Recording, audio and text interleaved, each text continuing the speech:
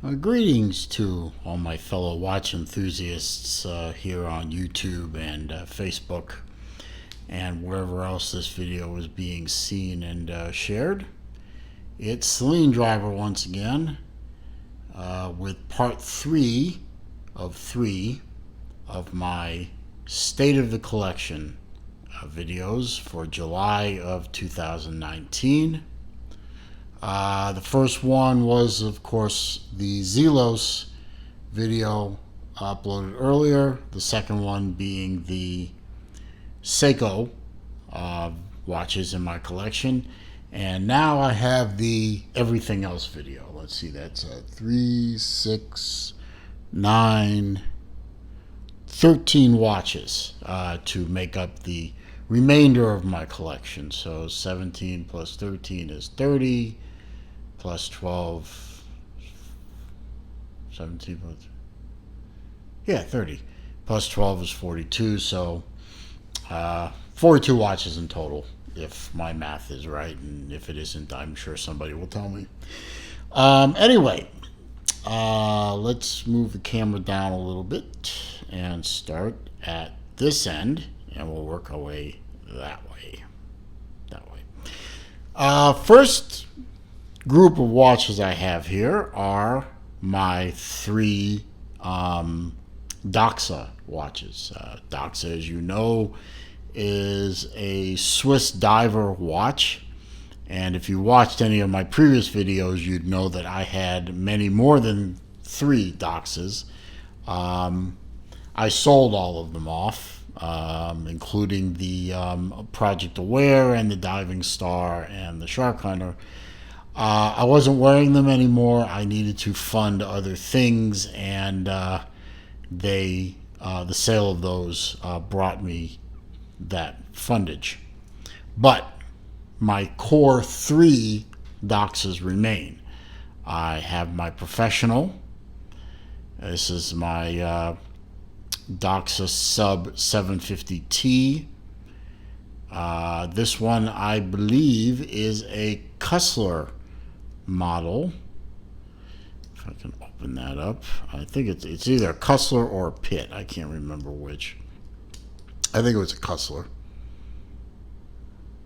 It should say there, shouldn't it? I can't read it through the screen of my camera. So, but this is one of their professionals. Just a quick review: professionals are all orange. The Caribbeans are all blue. The silver Sea Ramblers are all silver. The Diving Stars are all yellow. The Shark Hunters are all black. And then you have the Project Aware and Aware 2, which were a teal blue. Gorgeous watch, just absolutely gorgeous. But that's the color schemes for the Doxas. And that is my professional 750T. This is my 750T GMT Caribbean, or Caribbean, whichever you prefer. You may remember this one from previous videos. This one was in my top 10 favorites video. And it is absolutely one of my favorite watches to wear. I just love of all the 3 Doxas, of the 3 Doxas I have remaining, this one is definitely my favorite. And my vintage Sea Rambler with the U.S. Divers logo on it. This one dates from either 68, 69, or 70, according to Doxa. Based on the serial number, they couldn't pinpoint the exact date because they say their records from that time period were destroyed. Destroyed how, I don't know, but destroyed. This is a manual wind automatic watch, but it does not hack, and it does not have a quick set, which tells you how old that watch is. But it still keeps excellent time and is definitely a keeper in my collection, at least for the time being. Let's see, moving the camera down just a pad, we come to my 3 Squale watches. And I put the Squales next to the Doxas for a specific reason. Because some research I have tells me that Squale used to partner with Doxa and make cases for them at one time. I got these a little out of order. It should have been this one first, second, and third, but whatever.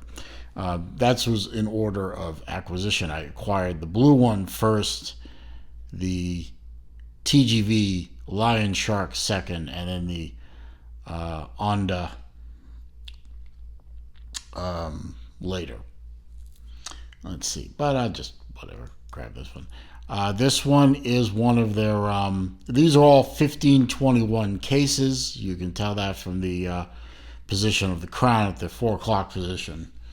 When you screw these in, I'll do that now, even though I generally leave these unscrewed because I wind them. But when you screw in the crown, you can see it practically disappears.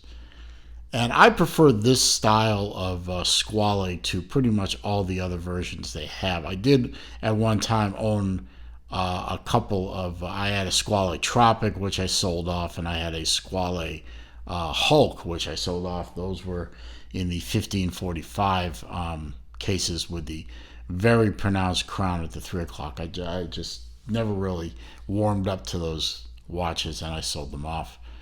I love the greenish blue, or bluish green, more green than blue really, wave dial of this one, and I love the monochromatic silvery gray bezel.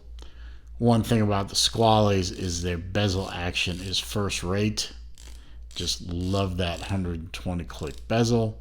It's very solid on my watches. It lines up beautifully. No slop. A true diver's watch. This one came on a leather strap originally.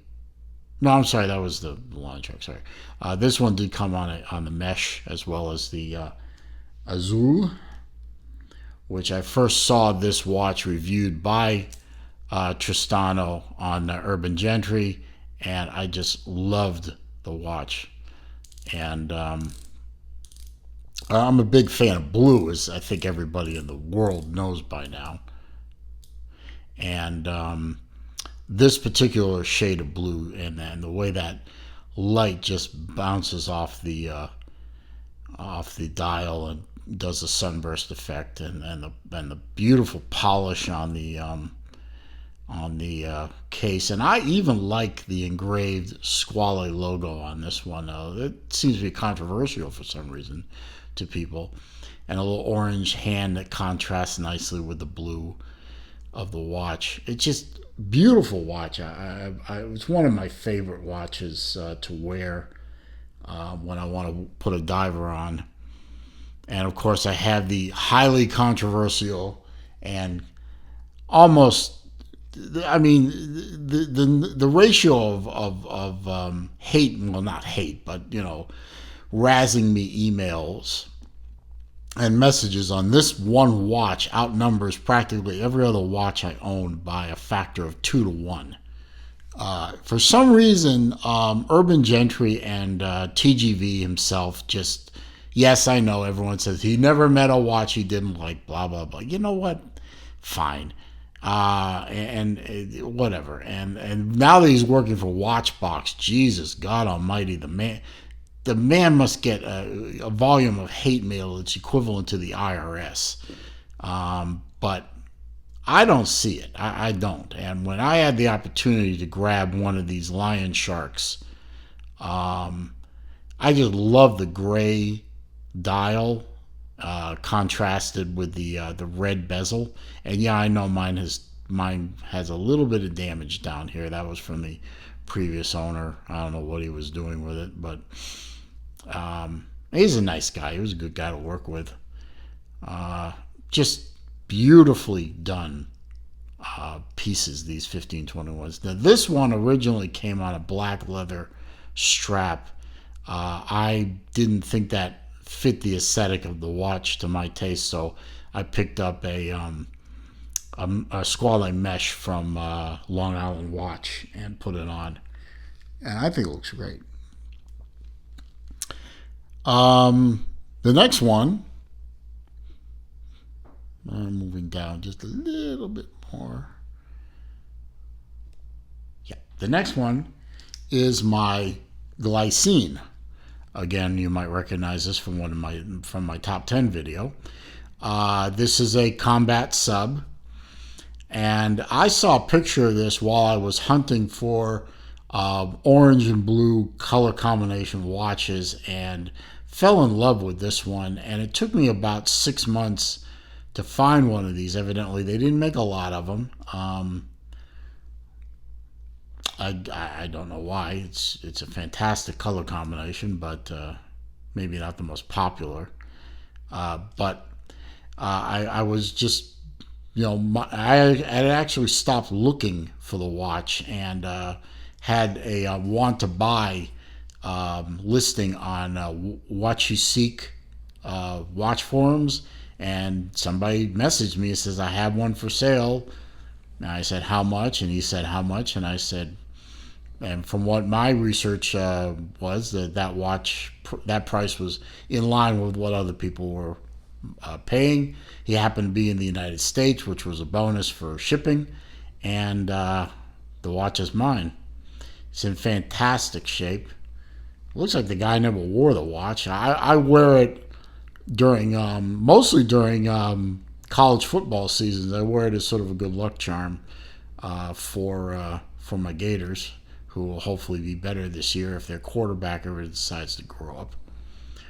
I love everything about. I mean, the bracelet is solid. There's no jingle jangle from the bracelet. It's a nice solid piece. The crown guards work very well. It's a very thin watch for a diver, so it wears beautifully. And I just love that sunburst blue contrasted with the orange. And the orange and the blue really do match up very nicely with my favorite college football team. So this is a very favorite of mine. I don't think I will ever sell this watch. Then I come down here to some vintage watches. I'm going to move my chair over a little bit and come down to the end here. And I have my vintage watches, truly vintage watches. These are all four Bulova Accutrons. Accutrons, as you might remember, are predate quartz watches. These came mostly from the 60s and very early 70s. These are electronic watches. They are not quartz.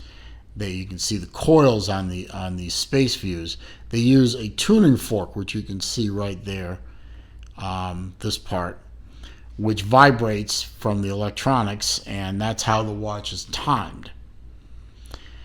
I used to own a ton of these. I sold most of them off because I really wasn't wearing them, and my tastes in cases and such changed. And I just kept these four because they fit more with my preferences. This particular Space View was my first Accutron that I ever bought, and what I would consider to be my first serious collectible watch. I had previously bought those Doxas before this one, but I had just bought those on whims mostly. This is when I decided that I really wanted to start collecting watches that were significant to me and to watches overall. So this is a stainless steel case. I bought this one off of eBay, and this one was the one that convinced me not to do eBay purchases of vintage watches very often, if at all, because this one was relatively inexpensive. I think I paid like $250 for it. I think I've spent 3 times that repairing and getting this watch back in working order. And when it comes to Accutrons, the only time I'm ever going to buy an Accutron anymore is from a gentleman I've mentioned many times before when I talk about Accutrons, and that's Bob Piker at mybob.net here in the States. This guy collects, restores, services, and sells Accutrons. That's all he does.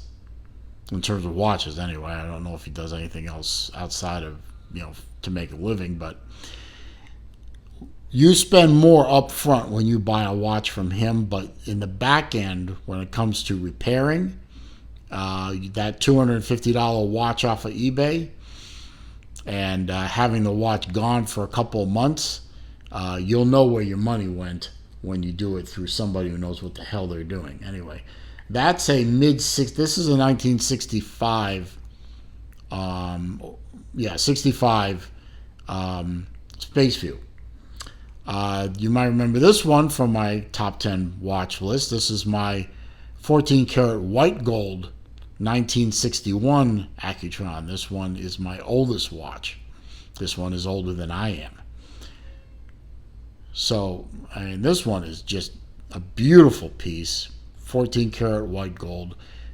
Not a very common watch. They didn't make a lot of these in yellow gold to begin with, and white gold. Yellow gold outnumbered white gold, according to Bob, like 10-1. But this one works beautifully. And you notice on these watches, the crown is actually back here. This flips up. And you can set the time with that. And then on the older ones, you have to push that back in order for the watch to get going again.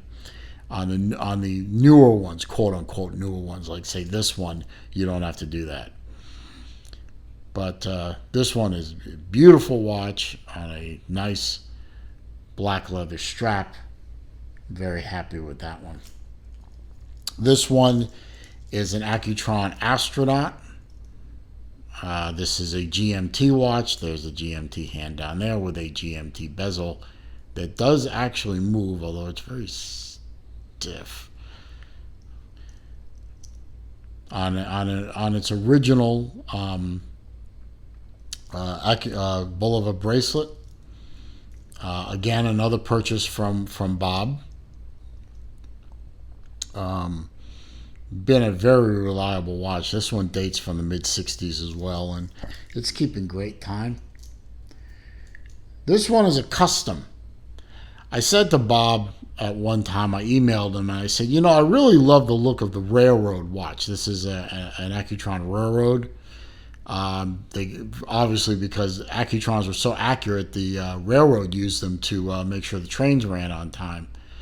I really love the look of the Accutron railroads, but I'd really love to find one in 14 karat gold. And he said they never made that. And I said, oh. And he said, but I have a 14 karat gold case, and I have all the parts to make one, so why don't I make you one? So he did. And he put it on a Bulova strap, the Accutron strap. There you go. And he built this out of parts that he had.